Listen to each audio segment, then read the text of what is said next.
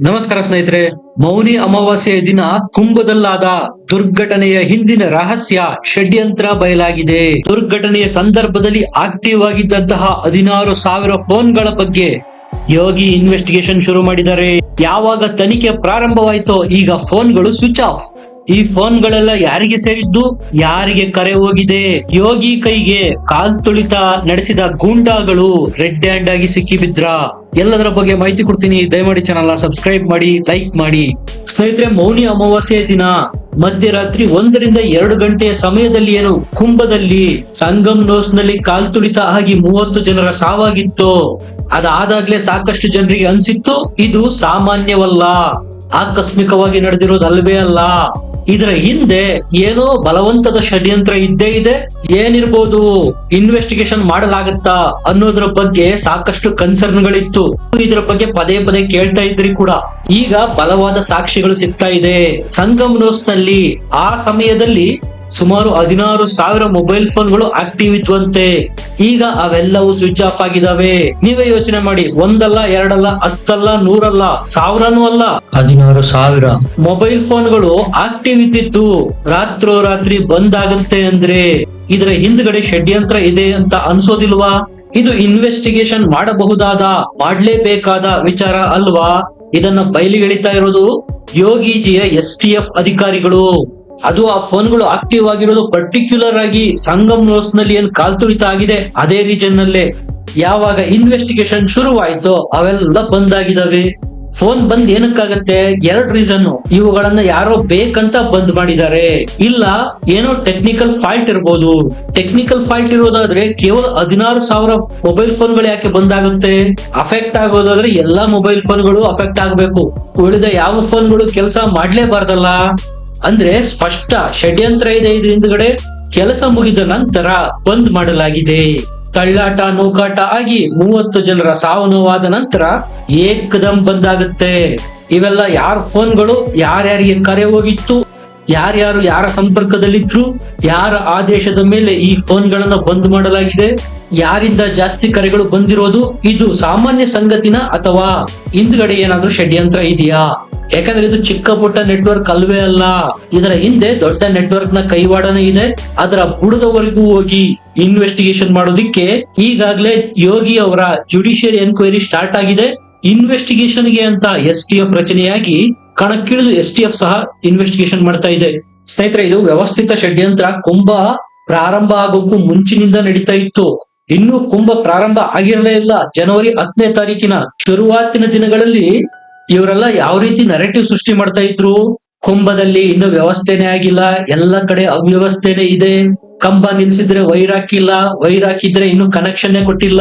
Electricity ಏನ್ ಮಾಡ್ತಾರೆ? ಕುಡಿಯುವ ನೀರಿನ ವ್ಯವಸ್ಥೆ ಇಲ್ಲ, ಕ್ಲೀನ್ ಇಲ್ಲ, ಶೌಚಾಲಯ ಇಲ್ಲ. ಒಂದೇ ಎರಡೇ ಇವ್ರು ಮಾಡ್ತಾ ಇದ್ದ ಫೇಕ್ ನರೇಟಿವ್ಸ್. ಇವ್ರು ಯಾರು? ಇಂಡಿ ಕೂಟದಿಂದ ಫಂಡ್ ಆಗ್ತಾ ಇದ್ದಂತಹ ಅನೇಕ ಚಾನೆಲ್ಗಳು ಯೋಗಿ ವಿರುದ್ಧ ಈಗ ಅಖಾಡಕ್ಕಿಳಿದು ಪ್ರೊಪಗಂಡಾ ಮಾಡ್ತಾ ಇದ್ದಾವೆ. ಕಾಲ್ ತುಳಿತದ ಘಟನೆಯನ್ನ ಬಳಸಿಕೊಂಡು ಯೋಗಿ ಮೇಲೆ ಸವಾರಿ ಮಾಡೋದಕ್ಕೆ ಪ್ರಯತ್ನ ಮಾಡ್ತಾ ಇದ್ದಾರೆ. ಸ್ನೇಹಿತರೆ, ಒಂದು ಕ್ಲಾರಿಟಿ ಕೊಟ್ಬಿಡ್ತೀನಿ ನಿಮಗೆ. ಜುಡಿಷಿಯಲ್ ಎನ್ಕ್ವೈರಿಯಿಂದ ಇವರು ಬಚಾವ್ ಆಗ್ಬೋದು. ಅವ್ರು ಏನ್ ಮಾಡ್ತಾರೆ? ಬರೀ ಎನ್ಕ್ವೈರಿ ಮಾಡ್ತಾರೆ ಅಷ್ಟೇ. ಆದ್ರೆ STF ನವರು ಇನ್ವೆಸ್ಟಿಗೇಷನ್ ಮಾಡ್ತಾರೆ. ಎನ್ಕ್ವೈರಿ ಮತ್ತು ಇನ್ವೆಸ್ಟಿಗೇಷನ್ ಗೆ ಅಜಗಜಾಂತರ ವ್ಯತ್ಯಾಸ ಇದೆ. ಒಂದು ವೇಳೆ ಸರ್ಕಾರ ಮನಸ್ಸು ಮಾಡಿದ್ರೆ ಜುಡಿಷಿಯಲ್ ಎನ್ಕ್ವೈರಿನಲ್ಲಿ ಸತ್ಯ ಸಂಗತಿನ ಮುಚ್ಚಾಕಿ ಬಿಡಬಹುದು. ಆದ್ರೆ STF ವಿಚಾರಕ್ಕೆ ಬಂದಾಗ ಅಲ್ಲಿ ಇನ್ವೆಸ್ಟಿಗೇಷನ್ ಆಗುತ್ತೆ. ಎಲೆಕ್ಟ್ರಾನಿಕ್ ಎವಿಡೆನ್ಸ್ ದೊಡ್ಡ ಪಾತ್ರ ವಹಿಸುತ್ತೆ. ಇಲ್ಲಿ ಯಾವುದೇ ಹ್ಯೂಮನ್ ಸಾಕ್ಷ್ಯಾಧಾರಗಳು ಸಪೋರ್ಟ್ ಕೊಡದೇ ಇದ್ರು ಎಲೆಕ್ಟ್ರಾನಿಕ್ ಎವಿಡೆನ್ಸ್ ಇರೋದ್ರಿಂದ ಷಡ್ಯಂತ್ರ ಮಾಡಿದವರಿಗೆ 10 ವರ್ಷ, ಕನಿಷ್ಠ ಅಂದ್ರೂ 10 ವರ್ಷ ಜೈಲೂಟ ಗ್ಯಾರಂಟಿ. STF ನ ಸಕ್ಸಸ್ ರೇಟ್ ಎಷ್ಟಿದೆ ಗೊತ್ತಾ? 90%. ಅವರು ಮಾಡಿದ ಇನ್ವೆಸ್ಟಿಗೇಷನ್ ನಲ್ಲಿ ತಪ್ಪಿತಸ್ಥರಿಗೆ ಶಿಕ್ಷೆ ಆಗೇ ಆಗಿದೆ. ಅದರ ರೇಟ್ 90%. ಇದು ವಿರೋಧಿಗಳ ಎದೆನಲ್ಲಿ ನಡುಕ ಶುರು ಮಾಡಿದೆ. ಇವರೆಲ್ಲ ಸೇರಿ ಈಗ ಯೋಗಿ ಅವರ STF ಗೆ ವಿರೋಧ ವ್ಯಕ್ತ ಮಾಡ್ತಾ ಇದ್ದಾರೆ. ತಪ್ಪು ಮಾಡಿಲ್ಲ ಅಂದ್ರೆ ವಿರೋಧ ಯಾಕೆ?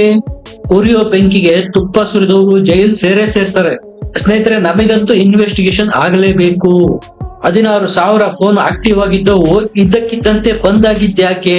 ತಿಳಿಯುವ ಹಕ್ಕು ಎಲ್ರಿಗೂ ಇದೆ. ಯಾಕಂದ್ರೆ ಇಲ್ಲಿ ಹೋಗಿರೋದು ಅಮಾಯಕ ಭಕ್ತರ ಪ್ರಾಣ. STF ನ ಅಷ್ಟು ಈಸಿಯಾಗಿ ತೆಗೆದುಕೊಳ್ಳಬೇಡಿ. ಅವರ ಇನ್ವೆಸ್ಟಿಗೇಷನ್ ಶುರು ಮಾಡ್ತಾ ಇದ್ದಂತೆ ಬೆಂಕಿಗೆ ಯಾವ ರೀತಿ ಹುಳ ತನಗೆ ತಾನೇ ಬಂದು ಬಿದ್ದು ಅಂತ್ಯ ಆಗುತ್ತೋ ಆ ರೀತಿ ಷಡ್ಯಂತ್ರ ಮಾಡಿರೋರು ಕಂಬಿಯಿಂದ ಬೀಳುವುದು ಗ್ಯಾರಂಟಿ. ಅತ್ಯಾಧುನಿಕ ತಂತ್ರಜ್ಞಾನ AI ಆಧಾರಿತ ಫೇಶಿಯಲ್ ರೆಕಗ್ನಿಷನ್ ಬಳಸೋದು STF ನವರು. ಅವ್ರು ಎಲ್ಲ ಕಲೆ ಹಾಕೋದು ಎಲೆಕ್ಟ್ರಾನಿಕ್ ಎವಿಡೆನ್ಸ್ ನ. ಯಾರ ಮೇಲೆ ಅನುಮಾನ ಇದೆಯೋ ಒಬ್ಬರನ್ನು ಬಿಡೋದಿಲ್ಲ, ಎಲ್ಲರನ್ನು ಇನ್ವೆಸ್ಟಿಗೇಷನ್ ಗೆ ಗುರಿ ಮಾಡ್ತಾರೆ. ಕಾಲ್ತುಳಿತದ ಘಟನೆ ಸಂಭವಿಸೋದಕ್ಕೂ ಮುಂಚೆ ಅನೇಕ ರೀತಿಯ ಪ್ರಯತ್ನಗಳನ್ನು ಮಾಡಿದ್ರು. ಕುಂಭನ ಏನಾದ್ರೂ ಮಾಡಿ ಫೈಲ್ಯೂರ್ ಮಾಡಬೇಕು ಅಂತ ಕುಂಭದಲ್ಲೂ ಸಹ ಜಾತಿಗಳನ್ನು ಮಾಡಿದ್ರು ನೋಡಿ. ಆದ್ರೆ ಅದು ಸಕ್ಸಸ್ ಆಗ್ಲಿಲ್ಲ. ಇವರು ಮಾಡೋ ಷಡ್ಯಂತ್ರ ನೋಡಿ, ಹೆಣಗಳನ್ನು ಮುಚ್ಚಿಡಲಾಗ್ತಾ ಇದೆಯಂತೆ. ಸಾವು ನೋವಿನ ಬಗ್ಗೆ ಸರಿಯಾದ ಅಂಕಿ ಸಂಖ್ಯೆಗಳನ್ನ ಯೋಗಿ ಸರ್ಕಾರ ಕೊಡ್ತಾ ಇಲ್ಲ ಅಂತ ಬಜೆಟ್ ಅಧಿವೇಶನನ ಬಾಯ್ಕಾಟ್ ಮಾಡ್ತಾರೆ ಅಖಿಲೇಶ್ ಯಾದವ್ ಮತ್ತು ರಾಹುಲ್ ಗಾಂಧಿ ಅವರ ಕಾಂಗ್ರೆಸ್ ಪಕ್ಷ. ಕಳ್ಳನಿಗೊಂದು ಪಿಳ್ಳೆನವ ಬೇಕು, ಹಾಗಾಗಿ ಅವರಿಗೆ ಸಿಕ್ಕಿದ್ದು ಕುಂಭ. ಅಖಿಲೇಶ್ ಯಾದವ್ ಅವರು STF ನ ಇನ್ವೆಸ್ಟಿಗೇಷನ್ ವಿರೋಧ ಮಾಡ್ತಾ ಇದ್ದಾರೆ. ಯಾಕೆ? ಕಳ್ಳರು ಸಿಗಿ ಬಿದ್ದು ಬಿಡ್ತಾರಲ್ಲ, ಕಳ್ಳನ ಮನಸ್ಸು ಉಳ್ಳುಳ್ಗೆ ಅನ್ನೋದು ಇದಕ್ಕೆ. ನೀವು ಸಾಕಷ್ಟು ವಿಡಿಯೋಸ್ ನ ನೋಡಿರ್ಬೋದು. ಬಸ್ ಗಟ್ಲೆ ಯುವಕರು ಬಂದು ಕೆಂಪು ಬಾವುಟನ ಹಿಡಿದುಕೊಂಡ 16 ಜನರ ಗುಂಪು ಇಂತಹ ಅವಘಡನ ಸೃಷ್ಟಿ ಮಾಡಿದೆ. ಅಖಿಲೇಶ್ ಯಾದವ್ ಅವರ ಇಬ್ಬಂಗಿ ನೀತಿ ಹೆಂಗಿದೆ ನೋಡಿ. ಅವ್ರು ಮಾಡೋ ಆರೋಪ ಏನು? VIP ಝೋನ್ ಗಳನ್ನು ಮಾಡಲಾಗಿದೆ. VIP ಟ್ರೀಟ್ಮೆಂಟ್ ಕೊಡ್ತಾ ಇರೋದ್ರಿಂದ ಟ್ರಾಫಿಕ್ ಜಾಮ್ ಆಗ್ತಾ ಇದೆ, ನೂಕಾಟ ತಳ್ಳಾಟ ಆಗಿದೆ, ಸಂಗಮ್ ನೋಸ್ ನಲ್ಲಿ ಪ್ರಾಣ ಹಾನಿಯಾಗಿದೆ. ಇದು ಅಖಿಲೇಶ್ ಅವರು ಮಾಡೋ ಆರೋಪ. ಆದ್ರೆ ಇದೇ ಅಖಿಲೇಶ್ ಯಾದವ್ ಅವರು ಒಂದಲ್ಲ ಎರಡಲ್ಲ 11 ಬಾರಿ ಅದೇ ಸಂಗಮ್ ನೋಸ್ ನಲ್ಲಿ ಹೋಗಿ ಮಿಂದೆದ್ದು ಬಂದ್ರಲ್ಲ. ಆಗ ಗೊತ್ತಾಗ್ಲಿಲ್ಲ ಇವರಿಗೆ VIP ಟ್ರೀಟ್ಮೆಂಟ್ ಬಗ್ಗೆ. ಇವರು ಎಷ್ಟರ ಮಟ್ಟಿಗೆ ಫೇಕ್ ನರೇಟಿವ್ ಸೃಷ್ಟಿ ಮಾಡ್ತಾ ಇದಾರಪ್ಪ ಅಂದ್ರೆ 16,000 ಫೋನ್ ಏನು ಬಂದಾಗಿದಾವೆ, ಅವು ಅಷ್ಟು ಸತ್ತವರಿಗೆ ಸಂಬಂಧಪಟ್ಟಿರುವಂತೆ. ಇಲ್ಲಿ ಸತ್ತವರ ಸಂಖ್ಯೆ ಇರೋದೇ 30.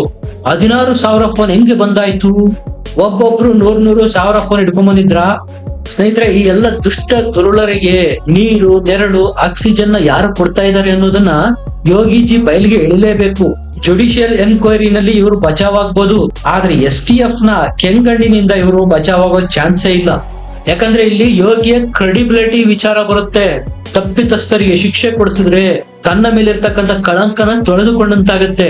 ಲಕ್ಷಾಂತರ ಜನ, ಕೋಟ್ಯಾಂತರ ಜನ ಸೇರಿರುವ ಸಂದರ್ಭದಲ್ಲಿ ಒಬ್ರೋ ಇಬ್ರೋ ಮಧ್ಯದಲ್ಲಿ ಸೇರ್ಕೊಂಡ್ರು ಸಾಕು, ಇಂತಹ ದೊಡ್ಡ ಅನಾಹುತನ ಮಾಡಿಬಿಡ್ಬೋದು. ಯಾಕಂದ್ರೆ ಜನರ ಗುಂಪು ಮೂವ್ಮೆಂಟ್ ಅಲ್ಲಿ ಇರುತ್ತೆ, ಒಬ್ರಿಗೊಬ್ರು ಅಂಟಿಕೊಂಡಿರ್ತಾರೆ. ಮಧ್ಯ ಯಾರಾದ್ರೂ ಒಬ್ರು ಬಿದ್ರು ಅಂದ್ರು ಹಿಂದಿಂದ ಫೋರ್ಸ್ ಬರುತ್ತೆ. ಆ ಸರಪಳಿನಲ್ಲಿ ನಿಂತಿರೋರೆಲ್ಲರೂ ಒಬ್ಬರ ಮೇಲೆ ಒಬ್ರು ಬೀಳ್ತಾರೆ. ಸಹಜವಾಗಿ ಕಾಲ್ತುಳಿತ ಸಂಭವಿಸುತ್ತೆ.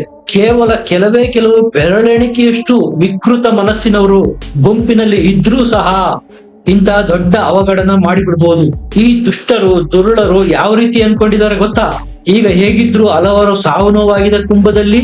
ಇದನ್ನೇ ಬಳಸಿಕೊಂಡು ವಿದೇಶಿ ಮಾಧ್ಯಮದಲ್ಲಿ ಇದೆಲ್ಲ ಪ್ರಕಟಗೊಳ್ಳುವಂತೆ ನೋಡಿಕೊಂಡು ಭಾರತದ ಹೆಸರನ್ನ ಅಂತಾರಾಷ್ಟ್ರೀಯ ಮಟ್ಟದಲ್ಲಿ ಬದ್ನಾಮ್ ಮಾಡಬೇಕು. ಆ ಮೂಲಕ ಕುಂಭಕ್ಕೆ ಮತ್ತಷ್ಟು ಜನ ಬರುವುದನ್ನ ತಡಿಬೇಕು. ಯೋಗಿ ಅವರೇ 45-50 ಕೋಟಿ ಜನ ಎಕ್ಸ್ಪೆಕ್ಟ್ ಮಾಡಿದ್ದಾರೆ. ಅದು ಆಗದಂತೆ ಮಾಡಿ ಕುಂಭನ ಅಟ್ಟರ್ ಫ್ಲಾಪ್ ಮಾಡಬೇಕು ಅನ್ನೋದೇ ಇವರ ಅಜೆಂಡಾ. ಆದ್ರೆ ನೆನಪಿರ್ಲಿ, ಈಗಾಗ್ಲೇ 39-39.5 ಕೋಟಿ ಜನ ಕುಂಭಕ್ಕೆ ಬಂದು ಪವಿತ್ರ ಸ್ನಾನ ಮಾಡಿಯಾಗಿದೆ. ಇನ್ನು ಶಿವರಾತ್ರಿವರೆಗೂ ಟೈಮ್ ಇದೆ. ನೀವೇ ಇಮ್ಯಾಜಿನ್ ಮಾಡ್ಕೊಳ್ಳಿ ಎಷ್ಟು ಕೋಟಿ ಜನ ಬರಬಹುದು ಅಂತ. ಆದ್ರೆ ಈ ದುಷ್ಟರು ಅನ್ಕೊಂಡಿರೋದು ಯಾವುದೋ ಆಗ್ತಾನೆ ಇಲ್ಲ.